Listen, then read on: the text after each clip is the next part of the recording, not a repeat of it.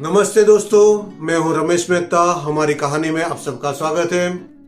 दोस्तों, द्वारका भूमि, कृष्ण की भूमि, देवभूमि द्वारका, जहां कृष्ण भगवान ने अपनी नगरी बसाई थी और वहां से ही पूरा भारत में संचालित कर रहे थे। तो आज उसके लिए बातें करेंगे। उसके पहले मेरी इस चैनल को सब्सक्राइब कर लीजिए और अपने दोस्तों, अपने परिवार को सबको बताइए और उसको भी शेयर करके उसको बताइए कि सब्सक्राइब करें। सब्सक्राइब करने का कोई चार्ज नहीं लगता, मगर मैंने आज तक जो 182 कहानी जो दी है वो सारी आपकी कहानी मिल जाएगी। तो आप दोस्तों सब्सक्राइब जरूर कीजिएगा। श्री कृष्ण गोविंद हरे मुरारी, हे नाथ नारायण वासुदेवा, श्री कृष्ण गोविंद हरे मुरारी, हे नाथ नारायण वासुदेवा।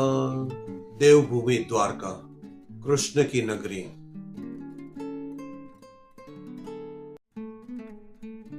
द्वारका गोमती नदी और अरब सागर के किनारे ओखा मंडल में प्रायद्वीप में पश्चिम तट में बसा हुआ एक शहर है। हिंदू के 4 धाम में से एक है और सप्तपुरी में भी एक है। यह श्री कृष्ण के प्राचीन राज्य गुजरात की सर्वप्रथम राजधानी मानी जाती थी। यह हिंदुओं का सबसे अधिक पवित्र स्थल है। भगवान श्री कृष्ण मथुरा में जन्मे, वृंदावन में उसने लीला की और द्वारका में आकर बस गए। कस्बे के एक हिस्से के ओर चारों ओर एक दीवार खींची गई है। इसके भीतर एक सबसे बड़ा द्वारिकाधीश का मंदिर है।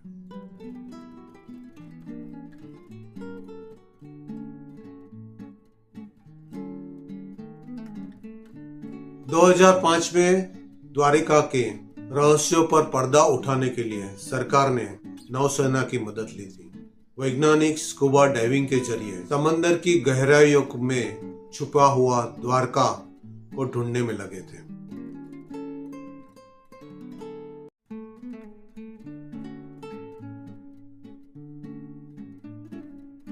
कृष्ण ने यहीं बैठकर सारे देश का संचार भी किया और पांडवों को मदद भी की। शिशुपाल और दुर्योधन जैसे अधर्मी राजाओं को मिटाया। बड़े बड़े राजाओं भी श्री कृष्ण भगवान से सलाह लेने के लिए आते थे। कृष्ण की मृत्यु के साथ ये द्वारिका नगरी भी डूब गई। 1663 में equations Deccan college of Pune, archaeology और गुजरात के सरकार ने मिलकर एक अभियान शुरू किया और 3000 साल पुराने बर्तन मिले थे। तांबे के सिक्के और ग्रेनाइट का स्ट्रक्चर भी मिला था। गोमती द्वारका, निष्पाप कुंड, रणछोड़ का मंदिर और पश्चिम में 5 कुएं। निष्पाप कुंड में नहाने के बाद रणछोड़ जी के मंदिर में जाते हैं। रास्ते में कृष्णा जी, गोमती माता और महालक्ष्मी का मंदिर आता है। सामने कृष्ण भगवान की द्वारिकाधीश की 4 फुट की मूर्ति है। मूर्ति काले पत्थर से बनी है। हीरे मोती चमकते हैं। सोने की 11 माला पहनी हुई है। पीले वस्त्र, 4 भुजा, शंख, सुदर्शन चक्र, गदा और कमल का फूल हाथ में है। भगवान के सर के ऊपर सोने का मुंगट है।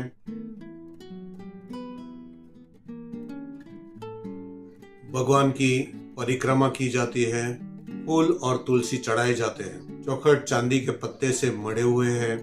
पहले माले में अंबा देवी माता की मूर्ति है। 140 फुट ऊंचा मंदिर है। इसके अलावा मंदिर के सामने 100 फुट के जगमोहन है, जिसके 5 मंदिर और 60 खंभे हैं। दुर्वासा और त्रिविक्रम मंदिर, प्रद्युम्न जी, कुशेश्वर जी। कुशेश्वर मंदिर में एक बड़ा तहखाना है।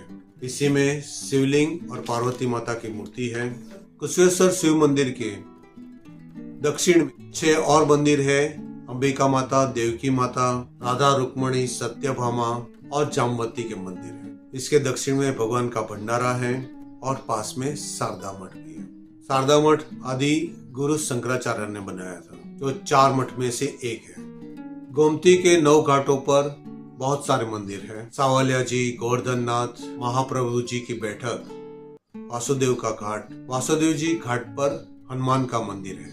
आखिर में संगम घाट आता है, जहाँ गोमती नदी समुद्र में मिलती है। यहाँ संगम नारायणी का बहुत बड़ा मंदिर है। संगम घाट के उत्तर समुद्र में और एक घाट है, इसे चक्र तीर्थ कहते हैं। यहाँ रत्नेश्वर महादेव का मंदिर है। आगे सिद्धनाथ मंदिर और एक बावली है, इसे ज्ञान कुंड कहते हैं। आगे जुनीराम वाड़ी है, जहाँ राम, लक्ष्मण और सीता की मूर्ति है। आगे सौमित्री वावड़ी और लक्ष्मण जी की वावड़ी है। फिर काली माता और आशापुरी माता का मंदिर है। आगे कैलाश कुंड है, पानी गुलाबी रंग का है। आगे सूर्यनारायण मंदिर है। आगे पूरब की तरफ दरवाजा पड़ता है, वहाँ जय विजय की मूर्तियां हैं, जो वैकुंठ में भगवान के मंदिर के द्वारपाल की तरह है। फिर वहां से निष्पाप कुंड आते हैं, एक और द्वीप है जिसको हम बेट द्वारका कहते हैं।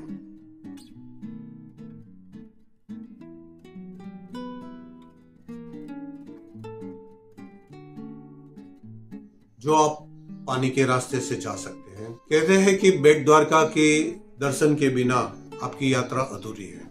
13 मील आगे गोपी तालाब पड़ता है। यहाँ की जमीन पीली है, जिसे आप गोपी चंदन कहते हैं। यहाँ मोर बहुत है। 3 मील आगे नागेश्वर का मंदिर है। बेट द्वारका 7 मील लंबा है। कई मंदिर, तालाब और भंडारे हैं। धर्मशाला है और सदाव्रत लगते हैं। और आपको तो समुद्र किनारे घूमने का मजा तो कुछ अलग ही आएगा। बेट द्वारका में भगवान श्री कृष्ण ने नरसिंह मेहता की हुंडी भरी थी। यहाँ हनुमान जी का मंदिर है। 5 बड़े बड़े महल है। 3 मंजिल है श्री कृष्ण महल, सत्यभामा और जाम्बवती का महल। उत्तर में रुक्मणी और राधा का महल। 5 महलों की सजावट आंखें को चकाचौंध कर देगी। मंदिर के किवाड़ों और चौरवट चांदी से मढ़े हुए हैं। कृष्ण और चारों रानी के सिंहासन चांदी से मढ़े हुए हैं। हीरे, मोती और सोने के गहने पहने हुए हैं। जरी के वस्त्रों से सजाया जाता है। उसके बाद 7 किलोमीटर दूर 84 धूना एक ऐतिहासिक तीर्थ स्थल है। यहाँ यात्रियों को और भक्तों को भोजन निःशुल्क किया जाता है।